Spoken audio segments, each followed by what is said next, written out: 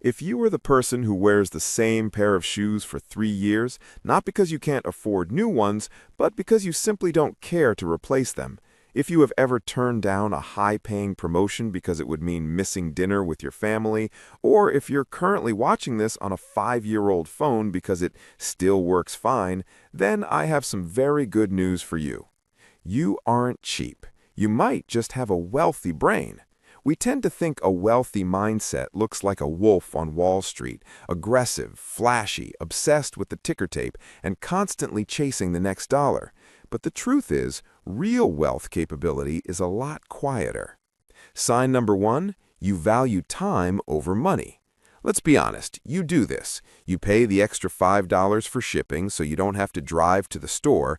To the outside world, this might look like laziness or a waste of cash, but actually, you are operating on a higher economic principle known as time affluence. Psychologists and behavioral economists have found that people with a rich brain chase money at the expense of time, leading to time famine, a state of chronic stress that actually lowers IQ and decision-making ability. A wealthy brain understands that money is a renewable resource, but time is not. By trading money to buy back your time, you are lowering your cognitive load. You are protecting your most appreciating asset, your attention. Sign number 2, you're immune to the hedonic treadmill. This is a fancy psychological term for a simple trap. You buy the nice car, you feel happy for a week, the happiness fades, so you buy a nicer car. Most people run on this treadmill their entire lives, confusing pleasure with satisfaction. But you might be the person who still finds genuine joy in a cup of coffee or a walk in the park. You don't get that dopamine spike from buying a logo.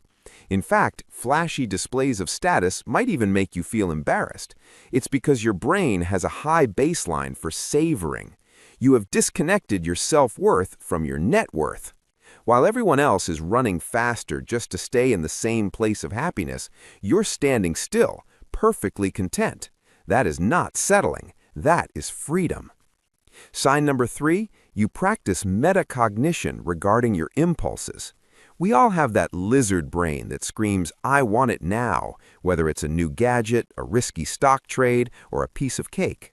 A rich brain often succumbs to these impulses, driven by the fear of missing out. But a wealthy brain has a strong connection between the prefrontal cortex, the logic center, and the amygdala, the emotion center. When you see something you want and you pause and you tell yourself, "Let's wait 48 hours, you are overriding millions of years of evolutionary programming that tells you to consume resources immediately. Sign number 4, you think in decades, not days. This is the concept of hyperbolic discounting.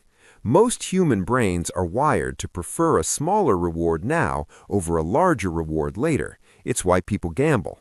But if you're the type of person who is quietly working on a project that won't pay off for 5 years, you have successfully reversed this wiring. You have a low time preference. You can visualize your future self so clearly that you're willing to sacrifice today's comfort for tomorrow's freedom. To your friends, you might look boring or overly cautious. In reality, you're a time traveler building a kingdom in a future they can't even see yet. Sign number 5, you play positive-sum games. A rich brain often operates in a zero-sum mindset. For me to win, you have to lose. This leads to hoarding information, jealousy, and cutthroat competition. But if you are the person who shares your knowledge freely, who introduces people to each other without asking for a referral fee, and who genuinely celebrates when your friends succeed, you have a wealthy brain. You understand instinctively that a bigger pie is better than a bigger slice. Network science shows that superconnectors, people who give value without immediate expectation of return, end up with the most opportunities in the long run. You are building social capital, which is a currency far more stable than the dollar. Sign number 6, you are comfortable with nuanced risk. There's a difference between being a gambler and being an investor. A gambler looks for the jackpot. An investor looks for the probability. If you are the person who reads the terms and conditions, who researches the crash safety rating before buying the car, or who asks, what is the worst-case scenario, you might be accused of being a pessimist. A wealthy brain does not seek to eliminate risk because that eliminates growth. Instead, it seeks to create asymmetric upside, situations where the potential loss is capped, but the potential gain is uncapped. You are willing to look foolish in the short term for a calculated bet on the long term. Sign number 7. You value production over consumption. Look at your browser history. Are you mostly watching people do things, or are you learning how to do things? The default setting of the modern brain is passive consumption, scrolling, watching, buying. It's a dopamine drip. But if you have a garage full of half-finished projects, or a notebook full of business ideas, or if you spend your Sunday afternoon fixing a leaky faucet just to see if you can, you have a producer mindset. You get your dopamine from creating value, not extracting it. This is the fundamental engine of wealth. You aren't just a cog in the economy, you are an engine. Sign number 8. You embrace strategic ignorance. We live in an attention economy. Everyone is fighting for your eyeballs. The news, social media, the latest trends, they all scream, "This is urgent." A rich brain tries to keep up with everything, terrified of being out of the loop. A wealthy brain, however, is comfortable saying, "I don't know and I don't care."